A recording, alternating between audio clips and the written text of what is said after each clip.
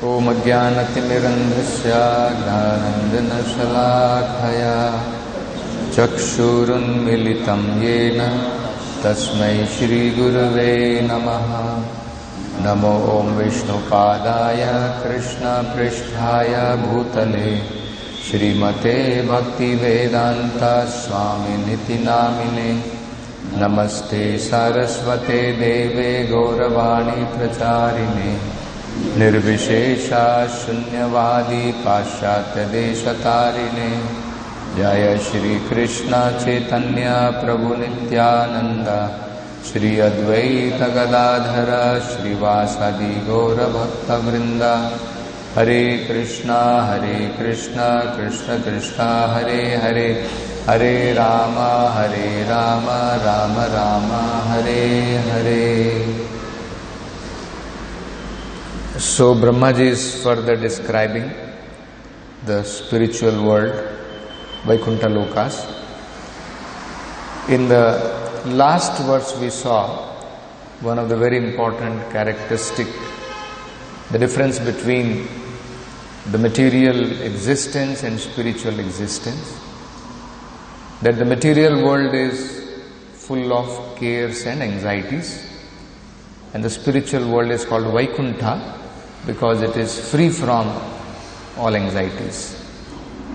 And then we also saw what is the reason of anxieties in the material world. It is because it is asat.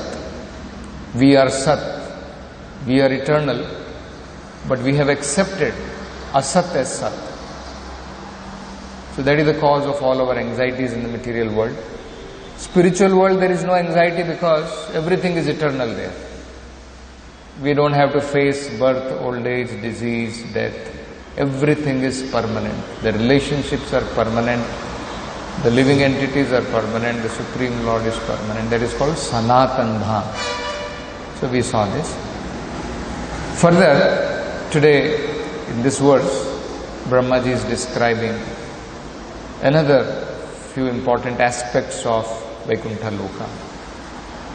So Vaikuntha Loka is the expansion of the spiritual world, Golok Vrindavan Dham, where the Lord expands in one of his, Prabhupada says, plenary feature. Krishna's plenary feature as Narayana is the predominating deity. Lord Narayana has 4 hands, and therefore all the residents of Vaikuntha Loka, they also have 4 hands. This is contrary to the material world. Material world you don't find people with 4 hands. Isn't it? Anywhere you go to Brahma Loka, you go to anywhere in the material world, any of the planets, any of the universes, any of the Brahmandas, we don't find people with 4 hands. So this is specific to the spiritual world. This is specific to Vaikuntha Loka.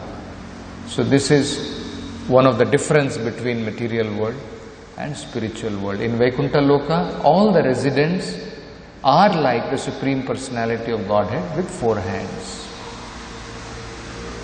And then another very important feature Prabhupada explains from this verse is Ye animitta nimittena dharmena aradhyan harim. What is their dharma? What is their occupation? Here we have so many different occupations.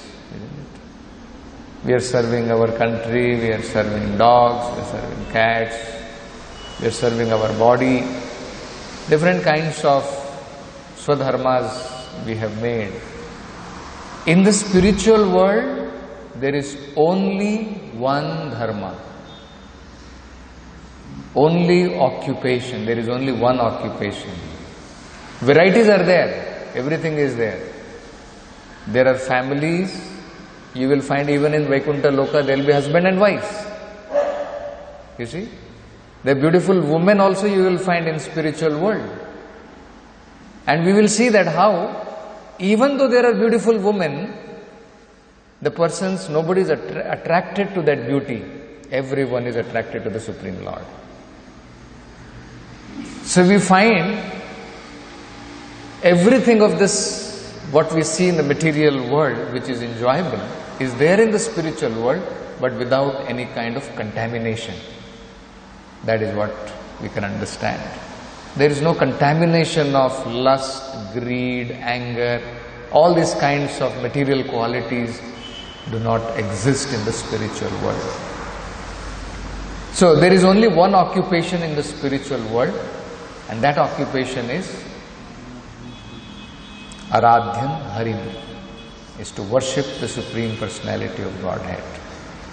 Only to render service unto the Supreme Personality of Godhead.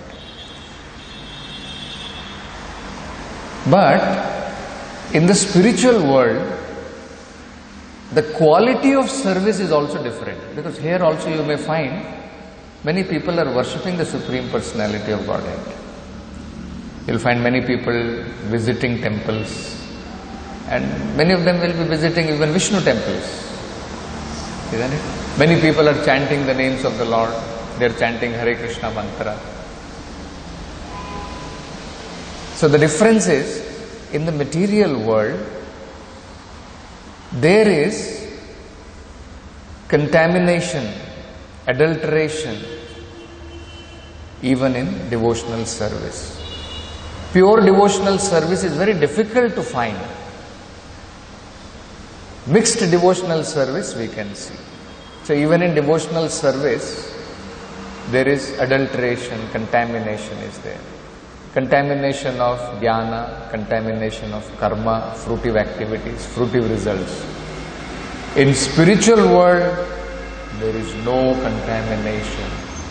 It is pure, unmixed devotional service.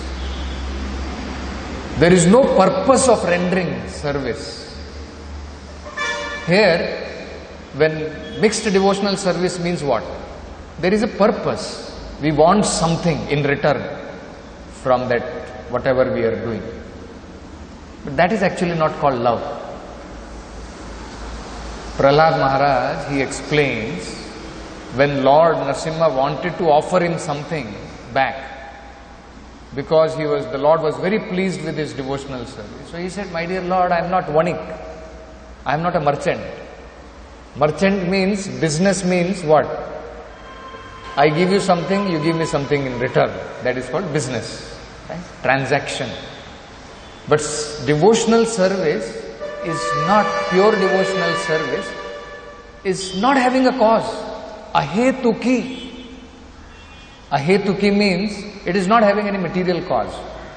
I am worshipping the Lord because I want something in return from Him, some favor from the Lord, some favor from Lakshmi Devi. Yeah? We are worshipping for different kinds of favors. So ahetuki means it has no such material cause. So that is another distinction between the spiritual world and the material world. There, all residents are, in Vaikuntha Loka specifically, are four-handed. What is the only occupation? Rendering devotional service to the Lord. Dharmena aradhyan harim. That is the only dharma. That is the only occupational service. And what kind of devotional service are they rendering? Ye animitta nimittena. That means which has no cause, not for some purpose. They all engage in devotional service to the Lord, Prabhupada is translating, without desires for sense gratification. In Vaikuntha Loka, in the purport, Prabhupada is saying, there is no occupation but the service of the Lord. And this service is not rendered with a purpose. But then further Prabhupada is explaining, even though service is not rendered with a purpose, the Lord is not ungrateful. He does recognize the service of His devotee. You see how much difference is there. Devotee is not rendering service with any cause, but the Lord is not ungrateful. He recognizes that devotee is rendering service to me, the Lord becomes pleased. And Prabhupada says, every devotional service has a result. This is very wonderful. You see? In material world, without result we don't work. If there is no result, we will become lazy. Will anybody be interested? Nobody will be interested if there is no result. Why people are taking the trouble of getting married? First of all, because there is some pleasure. They want to derive some pleasure out of that. Why person is working so hard day and night if there is no pleasure out of it? Isn't it? So, but imagine, devotional service is not that. Devotee is not asking for his pleasure. Devotee is ready to undergo trouble. The devotee is ready to undergo even suffering to see the pleasure of the Lord. It's completely different. You see? So there is no purpose. Devotee is not having any purpose. Only purpose is to please the Supreme Lord. Not for his pleasure also. That is also not devotee's desire. That I want to be anandamyo bhyasat. I want to be happy. Even that is not the purpose of pure devotional service. Devotee is ready. Devotee is ready to take again and again birth in the material world. Devotee is ready to undergo suffering to see the Lord is pleased, for the pleasure of the Lord. But at the same time, the Lord is not ungrateful. The Lord does recognize the sacrifice of his devotee. And for every devotional service rendered, there is result. Prabhupada says, there is result. Even though there is result, devotee is not going by that result. But the Lord is pleased and he bestows benediction upon his devotee. So Prabhupada is saying, although every service has a particular result, the devotees never aspire for the fulfillment of their own desires. Their desires are fulfilled by rendering transcendental loving service to the Lord. All desires are fulfilled by just rendering transcendental service to the Lord. You see? It's like even in Guru Puja we sing. Anybody remembers? What do we sing? Je prasade pure sarve asha. The mercy of the spiritual master, if we receive, then all our ashas, all our desires, everything is fulfilled. But what should we desire? What should we desire? What should be our asha? In the same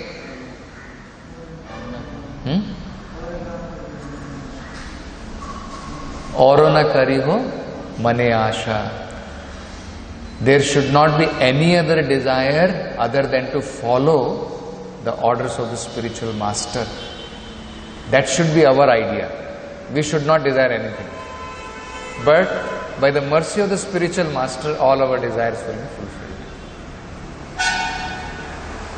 So, this is the characteristic of pure devotional service which exists in the spiritual world.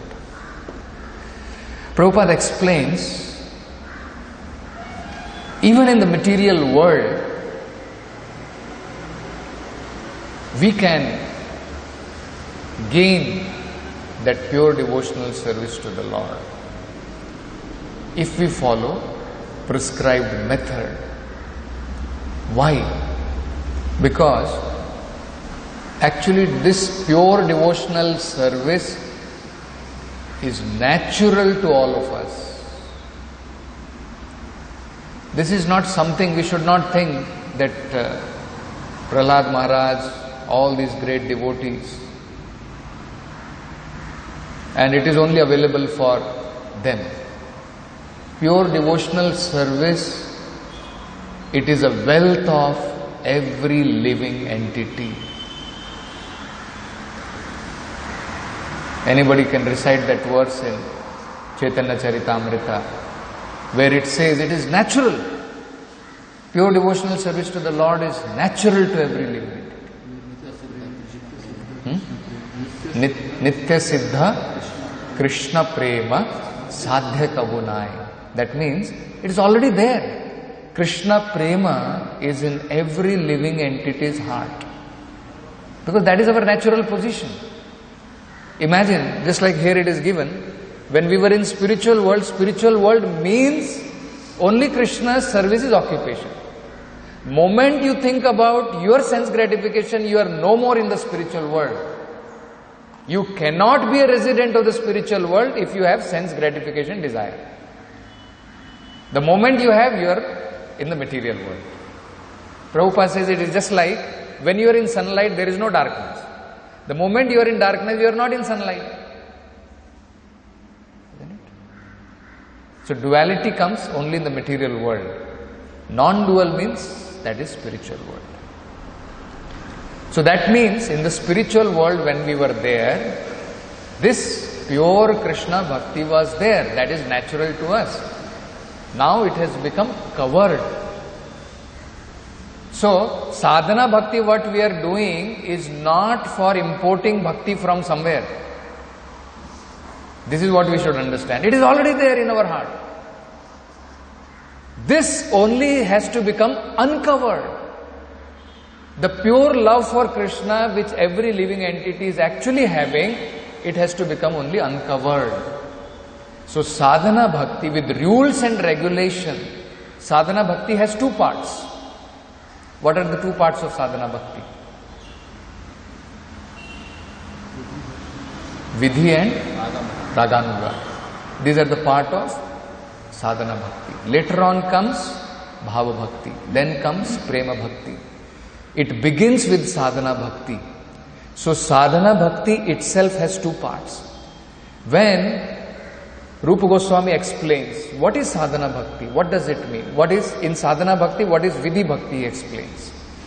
Vidhi bhakti means there is no natural attraction towards devotional service, towards the Lord, but out of scriptural orders or out of orders given by the spiritual master, we try to perform devotional service. That is called vidhi bhakti.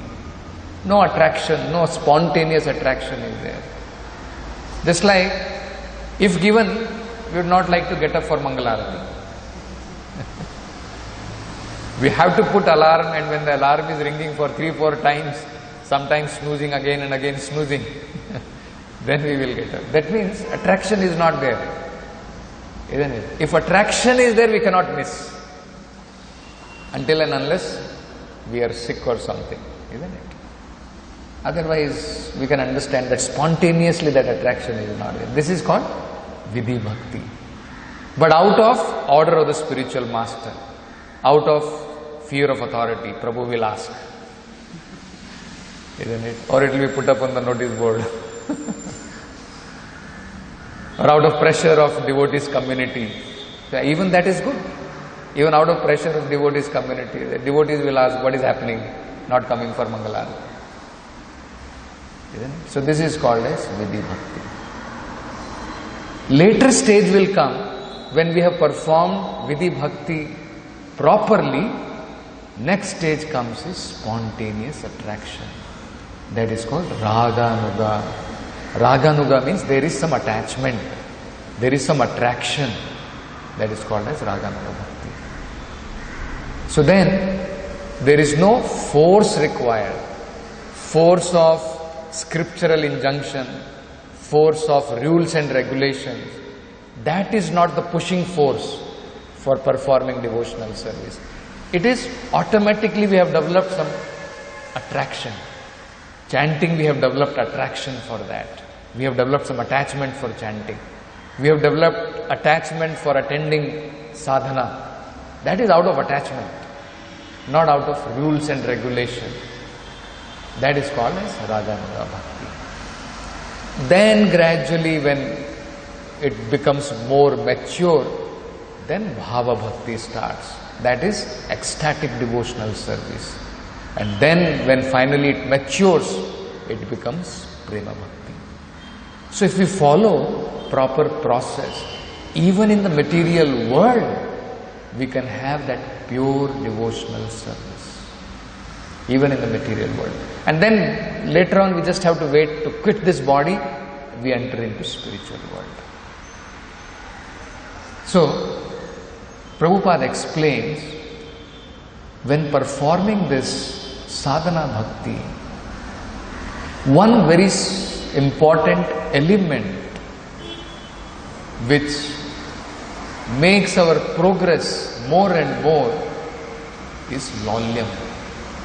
Intense desire. When we have intense desire to see Krishna.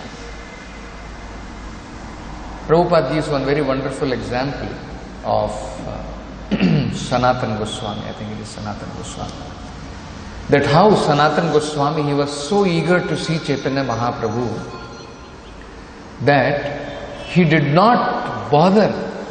He took leave, sick leave from the Nawab, and then actually he was discussing Srimad Bhagavatam in the house. And then when Nawab came to understand, he put both the brothers into prison. And then Sanatana Goswami, in order to escape from the prison, because he was so eager to meet Chaitanya Mahaprabhu, he even bribed that jailer. So giving bribe somehow or other, he escaped from that. So Prabhupada says this is out of laulyam, intense desire to see Krishna. So I'll just read that very beautifully. Prabhupada explains. Now, he used bribery to get out of prison house. He was so ecstatic. This is called laulyam. Laulyam means when we become very greedy to achieve some success or receive something, sometimes we become mad. That is required. Laulyam tatra ekamulyam. To achieve Krishna consciousness perfectly, this ecstatic eagerness or greediness to serve Krishna is the only prize for achieving success in devotional service. So why Rupa Goswami is saying this is the only prize? Because actually this is the only prize. If you have this, if you have the eagerness, all perfections will come. That eagerness cannot be induced. Krishna will not induce you to become eager. That is our property. That is up to us. That is our independence. You can become eager towards Maya, or you can become eager towards Krishna. You can become mad towards sense gratification, or you can become mad towards Krishna. That is up to us. But yes, in association of devotees, our eagerness can become more and more. So in association of devotees, our eagerness can become awakened more and more towards Krishna. That is the advantage of association of devotees. So, that is only the one prize. And then Prabhupada is saying, what all is not required? This prize if you have, you don't require so many other prizes. Not money, not anything else. Not prestige, not good parentage, not beauty, nothing. Simply this ecstatic desire. How shall I get Krishna? Simply this intense desire. How shall I get Krishna? Then you will get Krishna. He will take you. That is the example of the Gopis' intense desire. This ecstatic desire. In this life, I shall gain recognition from Krishna that I have sacrificed everything for Him. That is required. That recognition from Krishna, that Krishna will recognize that I have sacrificed everything for Him. This is called laulyam. So, if this we have, then we can develop more and more in our devotional service. So, this is what we see Prabhupada is saying. This is the example we can gain from the Goswamis who were following in the footsteps of Gopis.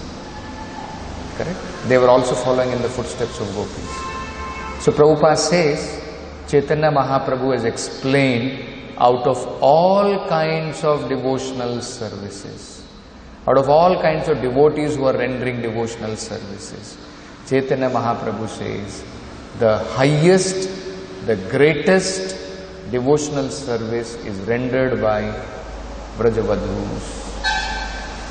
Ramya Kachit Upasana Vargena. So Chaitanya Mahaprabhu explains that the Upasana, the method of worship which was followed by Vrajavadhu, that is considered to be the highest. So there are some very interesting characteristics Prabhupada explains at many places by which we can understand the pureness of that ecstatic devotional service rendered by these gopis. What was so special in these gopis that Krishna personally says that I have become indebted to you? Krishna is saying I have nothing to pay back to you. What is so great about these gopis rendering devotional service that the Lord is induced to come in the mood of Radharani to experience that devotional service? Must be so great, isn't it? You can just imagine. It has induced the Supreme Lord to come to taste the devotional service.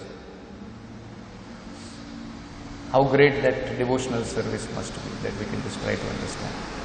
So, at many places, Prabhupada explains about this important characteristic of quality of service rendered by these pure devotees as gopis. So much so we find even many other pure devotees like Uddhava. When Uddhava went there, he was so impressed by the devotion of, ecstatic devotion of these gopis, that he is saying that, my dear Lord, just give me a birth, just to become some creeper in Vrindavan, so that I can be trampled by the lotus feet of these gopis. I can have the honor of, I can have the opportunity of being trampled by the feet of gopis. So you can imagine the exalted position, exalted devotional service rendered by the gopis. So few of the qualities we'll just see what Prabhupada explains about. What is so special about the devotional service rendered by all these gopis? So Prabhupada explains that Chaitanya Mahaprabhu says, Ramya Kachid Upasana Vrajavadhu Vargena Ya Kalpita. Why he says? Their love was so intense towards Krishna. Their love was so intense towards Krishna, they did not bother about family, any kind of honor, any kind of prestige, or even people saying, just like prestige is, a woman has a prestige in the society, right? If the woman goes in the dead of the night with somebody else, she loses her prestige. But these gopis did not bother about any of this prestige. Gopis did not bother about their family, what their family people are going to say. Husband is stopping and the gopis are not ready to stop. So they are not bothered about that. So they are not bothered about the duties of their families. So their love was so intense, they did not care for anything else. Their family, their honor, their prestige, they put all those things at risk. So Prabhupada says, this is the quality of devotional service rendered by gopis. And then, why gopis are exalted? Their only endeavor was to satisfy Krishna's senses. See? Only endeavor was, whatever endeavor they were doing is only to satisfy Krishna's senses. Then, they could not forget Krishna even for a moment. Not for a moment. You see? The gopis themselves are praying. This is an example given by the gopis only. They are praying to Krishna. This Prabhupada is explaining. The gopis were 24 hours, they were always Krishna conscious. They were requesting Krishna. My dear Krishna, many yogis, many saintly person, They go to forest and they meditate upon your lotus feet. So they are praying to Krishna. My dear Lord, many yogis, many saintly people, they go to forest and they are all meditating on your lotus feet. But they cannot fix up. Unfortunately, they cannot fix up your lotus feet in their heart. They meditate upon your lotus feet, but still they think of something else. They are not perfect. Their meditation fails. But in our case, your lotus feet is so much fixed in our heart that we are thinking of you and we cannot discharge our family duties. So kindly get out of our hearts. This is what they are praying. The gopis are praying. Your lotus feet is so much fixed in our heart that because of that we are not able to do our family duties. Isn't it? So they are requesting like that. That is their prayer. Therefore, that is ideal Krishna consciousness. You have to mold your life in such a way you cannot think of anything but Krishna. The gopis, they were household, they had their husband, children, but in spite of all these things, they were thinking of Krishna. See? So this was the exalted position of the gopis, we can see.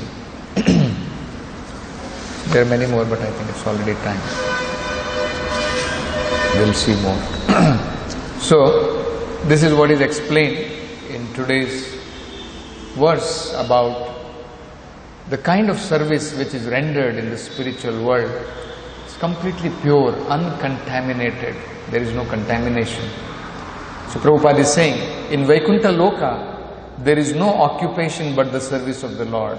And this service is not rendered with a purpose. So it is uncontaminated. There is no purpose behind it. Although every service has a particular result, the devotee never aspires for the fulfillment of their own desires. Their desires are fulfilled by rendering devotional service to the Lord. So we'll stop with this. Granthara Srimad Bhagavatam ki jai, Srila Prabhupada ki jai.